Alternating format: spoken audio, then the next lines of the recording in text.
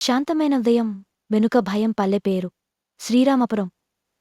తెలుగు రాష్ట్రాల్లోని నదికట్ట వెంబడి ఉందే ఆ పల్లె ఉదయం భలే అందంగా ఉంటుంది. ఎండ ముంచుకొస్తున్న ఆకాశంలో పచ్చని పొలాలు మెరుస్తున్నాయి. మేకల మత్తె ఎక్కేలా మెడల్లో గంటలు మోగుతున్నాయి.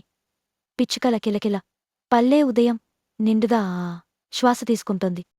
ఆ పల్లెలోనే ఒక పెద్ద ఇంటి ముందు ఒక సంతోషకరమైన కుటుంబం నిలబడి ఉంది.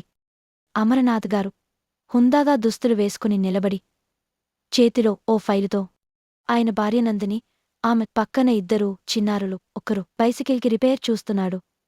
మరొకరు తల్లి కళ్ళల్లో తాను వేసిన డ్రాయింగ్ చూపిస్తున్నాడు.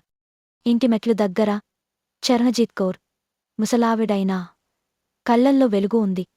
ఇంటికి కుడి ప్రక్కన వింతగా ఉన్న ఒక తలుపు కనిపిస్తుంది. పెద్ద నల్ల కలపతో తయారైన తలుపు, పైన తెల్ల అక్షరాల్లో 500 అని రాసి ఉంది. ఆ తలుపు పక్కన ఎవరూ నిలబడరు.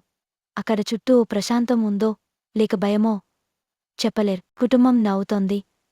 కాని ఆ నవ్వులో ఓ తక్కువ శబ్దం వినిపిస్తుంది. హు, ఇది ఎంతసేపే?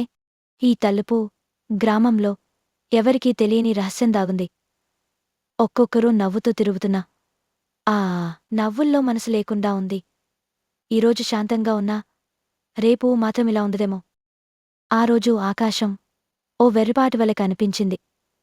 మొన్నటి సూర్యోదయం ముగిసిపోయినట్లే నీరసంగా వెచ్చదనం లేని మబ్బులు ఆకాశాన్ని కప్పుకున్నాయి. గ్రామంలో ఓకరకమైన గందరగోళ నిశ్శబ్దం. అమర్నాథ్ గారు ఇంటి వరండాలో పేపర్ చదువుతూ కాఫీ తాగుతుంటే ఎదురుగా ఓ మనిషి వచ్చాడు. జుట్టు బాగా వెనకు రుబ్బేసినట్టు, నల్ల కళ్లతో, మొహం మీద వంకరగా నవ్వుతూ, రఘురాం సార్, గుర్తున్నదా? నేను పాత ప్రాజెక్ట్లో మీతో వర్క్ చేశాను. ఇప్పుడు తిరిగి ఉద్యోగం కోసం చూస్తున్నాను.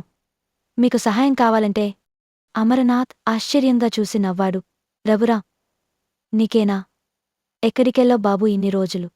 రఘురాం వెనకాల నడుచుకుంటూ ఇంట్లోకి అడుగు వేస్తాడు. అతడి కళ్లలో ఏదో అడవి ప్రాణిలా మెరుపు. నవ్వుతో మాటలాడినా ఆ నవ్వు హృదయాన్ని తాకదు. అతడి ఇంట్లోకి అడుగుపెట్టినప్పుడు వెనకాలకు కిందివైపు 500 అని ఉన్న తలుపు అర్థమైనట్లుగా కనిపిస్తుంది. కేవలం సగం మబ్బుల నీడలో మరొక అంతరంగంలాగా. అందరూ నమ్మకాన్ని ఆశ్రయిస్తారు. కాని కొన్ని నమ్మకాలు మృత్యువుతో దోస్తి చేసేలా ఉంటాయి. రఘురాం అడుగుపెట్టిన దృశ్యం చిన్నది, కాని ఆ ఇంటి చరిత్రకు అది తిరిగిరాని మలుపు.